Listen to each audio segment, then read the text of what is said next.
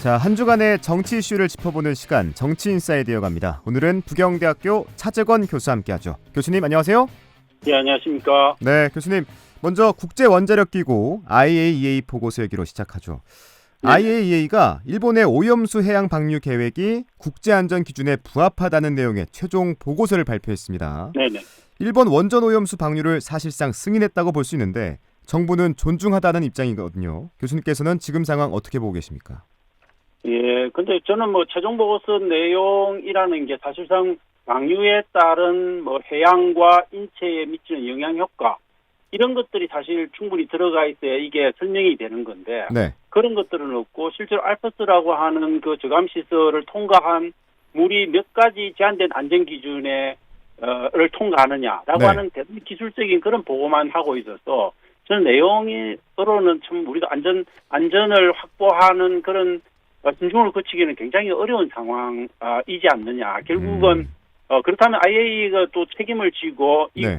그런 방류를 승인한다든지 하는 표현을 쓰고 있거나 네. 혹은 이런 결정에 대한 모든 책임들을 자기가 떠맡겠다거나 이런 것들이 없는 거거든요. 오히려 모든 책임들은 다 일본 정부에 있다라고 그 보고서 내용상으로 규정을 하고 있고 네. 그래서 저는 기본적으로 이걸 정말 일본 원전 오염수 방류해도 된다는 IAEA의 사실상의 승인으로 받아들일 수 있는지도 저는 의문이다.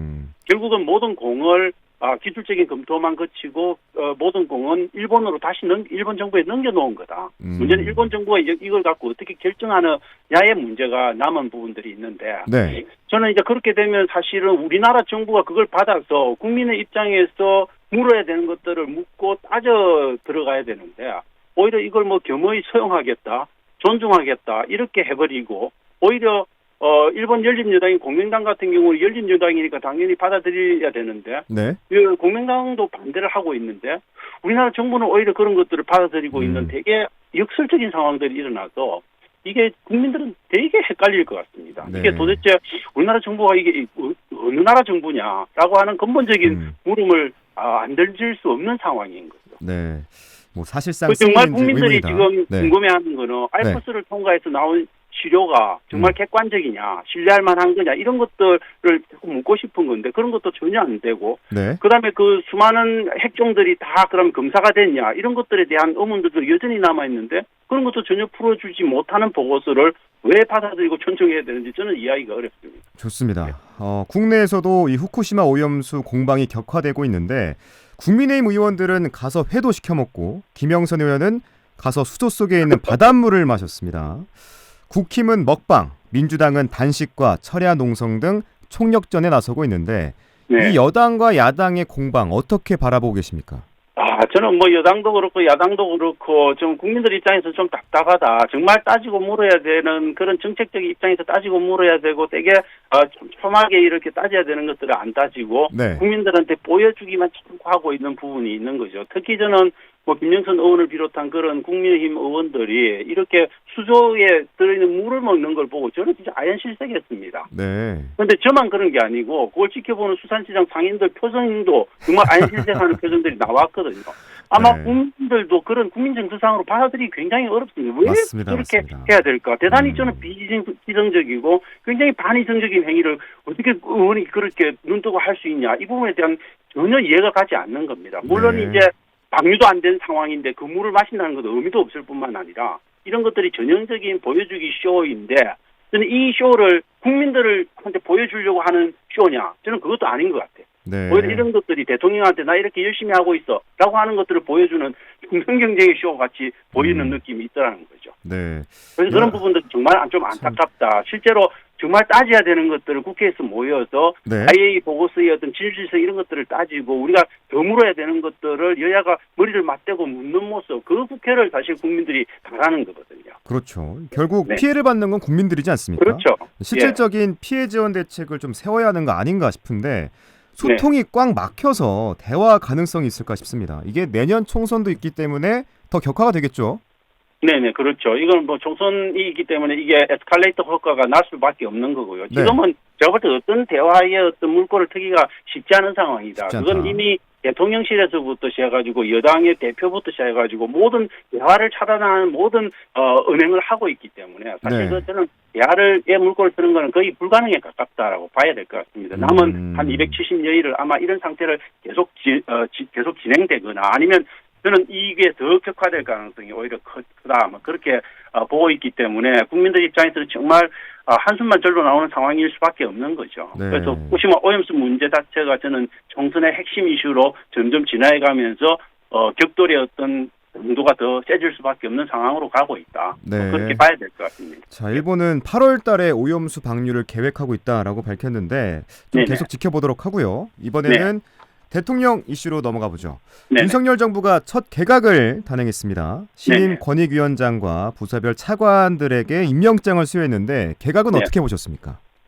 저는 사실 이제 장관을 조금 패스하면서 네. 차관들이 정말 신임하는 차관들을 이렇게 앉혀가지고 대통령실에서 직접적으로 차관을 통해서 각 부처를 통과하는 방식으로 좀 구상을 하고 있는 부분들이 있다. 네. 그 속에서 이제 검사 출신들 그다음에 자기 말을 잘 듣는 분들 혹은 대통령실에 있어서 대통령의 의중을 잘 알면서도 또 총선에 나가기 위한 어떤 이름표를 달아야 되는 분들, 이런 분들 중심으로 해서 간 거죠. 실제로 일반적인 정부라면 차관은 대단히 실무형 차관으로 앉혀야 되는 거죠. 그래서 내부 승진을 해야 되고 하는데 그런 기존의 방식대로 완전히 벗어나고 있다. 그래서 그런 것들이 너무 겉으로 드러나니까 장미란 문체부 차관 기용한 거는 저는 약간의 물타기, 그다음 보여주기식 형태로 좀 얹은 느낌이 나더라. 그래서 대단히 좀 아쉽다. 그다음에 특히 정치적인 편향이 경계를 정말 해야 되는 권익위원장. 네. 이분을 가장 정치적으로 편향된 인사를 저는 임명을 한 부분들이 있어서 이런 거는 정말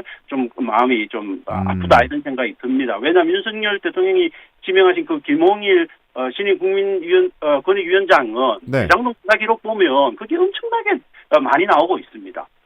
그런 부분을 왜 국민권익위원장 존경받아야 될 그 자리에 왜 모셨을까 하는 저는 좀 그런 퀘스천 마크가 붙을 수밖에 없는 거죠. 네, 또 대통령이 통일부 얘기를 꺼냈습니다. 이 통일부가 대북지원부 같은 역할을 갖다 달라질 때가 왔다라고 말했는데 이 발언 문재인 전 대통령을 겨냥한 거 아닐까요? 어떻게 보십니까? 그렇게 해서 문재인 대통령을 계속 소환해내는 거죠. 네. 그래서 문재인 대통령을 소환해내면 이재명 대표를 패싱하면서 그 구도를 만들고 싶은 거죠. 그래서 여전히 국민들 머릿속에 문재인 정부를 응징하는 윤석열 정부라고 하는 그걸 총선에서 내세우고 싶은 겁니다. 그 작업을 저는 좀 하고 있는 거 아니냐 하는 생각이 듭니다. 이재명 대표를 패싱하는 거군요. 그렇죠. 네. 그런 효과가 있는 거죠. 그러면 이재명 대표는 여기서 이도저도 못하고 그 두 분 사이에서 아무것도 못하는 상황. 좀 무능해 보이는 그런 이미지들을 만들어내려고 하는 의도가 있지 않느냐는 생각이 좀 듭니다. 네. 그러니까 당연히 통일부 같은 경우는 아예 통일에 대한 생각은 없으신 것 같고요. 그렇다면 대북 강경론을 엄청나게 말씀하시고 극우 성향이 분명해 보이는 김영호 교수를 그 자리에 앉힐 리가 없는 거고. 네. 그다음에 또 장관 다음에 그 차관으로 그 외교관 출신을 한 거 아닙니까? 통상 통일부는 적어도 내부 발탁이 있어 왔거든요. 그런 것들 전혀 무시하고 완전히 다른 방식으로 가고 있는 거는 네. 북한하고 더 이상 통일에 관한 대화는 더 이상 여기서 스탑. 그리고 북한과의 완전한 단절 이 방향으로 가자. 그래서 앞으로는 북한의 인권 문제 이런 것들을 중심으로 공격일변도의 어떤 방향으로 통일부 운영을 하겠다라고 네. 하는 저는 그 의지의 표현인데 문제는 이렇게 하면 일본만 조언을 시키는 거죠. 일본이 결국은 북한과 미국과 중국 사이에서 네. 균형자의 역할을 우리가 그동안 문재인 정부에서 해왔던 그 역할을 할 상황이 지금 도래하고 있다. 그렇게 봐야 될 것 같습니다. 그럼 철저하게 한반도 평화와 관련해서는 우리 정부는 완전히 패싱당하는 그런 아마 미래가 펼쳐지지 않을까 해서 조금 걱정스럽습니다. 네. 이번에는 이낙연 전 대표 얘기를 하고 싶은데 이 귀국 네네. 후 발언이 굉장히 강경해지고 있어요. 광주 네네. 5.18 민주묘지 참배 후에 윤석열 정부와 이재명 대표 체제 민주당 이 모두를 비판했거든요. 당내 투쟁이 시작됐다고 봐도 될까요?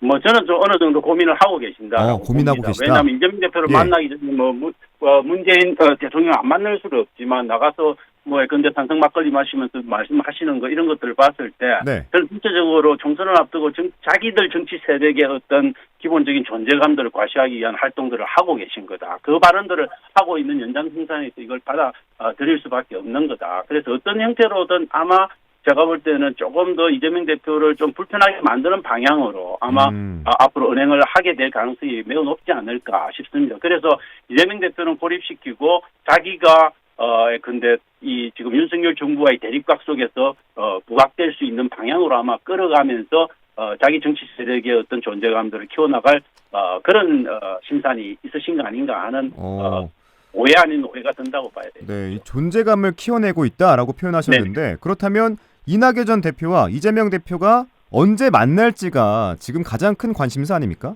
교수님 저는 보시기에 만나기는 조만간 만나실 거다라고 만날 거라 생각이- 보십니까? 예, 저는 뭐 만나기는 만나실 거라고 봅니다. 어허. 그런데 저는 가능하면 그래도 두 분이 가장 먼저 빨리 만나는 게 가장 좋을 거라고 생각을 했는데 그 네. 과정에 조금 시간에 뜸을 들이고 계신 부분들이 있는 거고 뭐 음. 또 이재명 대표 입장에서도 이낙연 대표와 바로 만나는 게 좋은가에 대한 정치적인 계산 부분도 있을 거니까 아마 그 계산들을 하고 계시겠죠. 그렇지만 저는 안 만날 수는 없다. 안 만날 수는 없다. 만나야 결국은 해결되는데 그 만남이 결국은 제가 볼 때 화기애애한 만남을 통해서 이 탄압으로 갈 거냐 아니면은 어떤 분열의 소지를 남길 거냐는 그거는 그 두 분한테 주어지는 이제 과제이고 숙제라고 봐야 되겠죠. 네. 저번에 교수님이랑 이 혁신이 얘기를 한번 했었는데 교수님께서는 혁신이가 큰 역할을 하지 못할 거다. 예, 예. 제한이 있다라고 하셨어요. 근데 그렇죠. 뭐 확실히 당연히 속도를 못 내는 것 같습니다. 저는 당연히 혁신이 자체는 전혀 존재감 없는 인물로 사실은 구성이 돼 있었고요. 그래서 네. 저는 통행의 한계가 있기 때문에 어쩔 수 없는 거다 그렇게 봅니다. 그러니까 당연히 1호 그 불체포 특권 포기 서약하는 건데 이것도 지금 제대로 이루어지고 있지 않은 상황이고 네. 결국 국민들이나 아니면 민주당원들 다 바라는 거는 2호 혁신안이 어떤 걸 나올까 하고 기대를 하고 있는데 지금 전혀 나올 기미를 보이고 있지 않은 거죠. 뭐 이런 것들 이런 상황이 아마 지속되면서 혁신위의 존재감은 좀 점점 줄어들지 않을까 싶습니다. 네. 뭐 혁신이도 어떻게 행보를 나올지 좀 지켜봐야 될 것 같은데 네. 이번에는 국민의힘 얘기로 넘어가 보죠. 네네. 지난주에 김기현 대표가 검사 왕국은 없을 것이다. 이 세 네네. 차례나 언급을 했는데 그럼에도 검사 대거 공천선이 끊이지 않고 있어요. 네네. 검사 출신 인물들의 이름이 계속 거론되고 있는 상황인데 네네. 교수님께서는 어떻게 전망하십니까? 뭐 사실 검사 출신들이 앞으로 공천 받을 수 있기 위한 사전 작업들을 많이 하고 있지 않습니까? 대통령실을 그분들로 채우고 그분들이 또 뭔가 정치적 경력을 가질 수 있게 요소에 배치하고 있는 모습들을 보고 있는 건데 그게 저는 앞으로 검사 대거 공천서를 뒷받침하는 유력한 정자다 이렇게 봅니다. 그래서 저는 근데 윤석열 대통령을 호위할 수 있는 대단히 정예화된 정치 엘리트로서의 검사를 대거 공천할 가능성은 저는 뭐 충분히 있고 아마 그렇게 가고 있는 거다 그렇게 봐야 될 것 같습니다. 특히 이제 저희들 부산 지역 같은 경우에는 그런 검사 중에서 총애하는 몇 분들이 지금 거론이 계속되고 있는데 뭐 그분들이 여기에 공천받을 가능성은 저는 굉장히 높다라고 현재로서는 봐야 되지 않을까. 물론 이제 그런 과정들에서 기존에 지역구 국회의원들을 찍어내야 되는 그런 이제 부분들이 있긴 하지만 네. 저는 그런 것들은 저희들 대한민국 검찰청에 있는 여러 가지 다양한 정보들을 통해서 아마 충분히 조정 가능한 그런 어떤 정치적인 막후의 어떤 전략 이런 것들이 있을 수 있지 않을까. 그 속에서 저는 충분히 공천 과정에서 자기가 원하는 검사 공천을 이루어낼 수 있는 가능성은 저는 윤석열 적어도 대통령한테 열려 있는 상황이다. 그렇게 봐야 됩니다. 그래서 김기현 대표가 네. 뭐 부정은 하지만 이건 부정해봤자 저는 전혀 그 부정 자체가 현실을 반영한 부정이라고 보기는 어렵다. 그렇게 봅니다. 네, 대통령은 뭐 할 수 있다. 근데 김기현 대표는 없다. 강조하고 있잖아요. 그럼 충돌 가능성은 없습니까?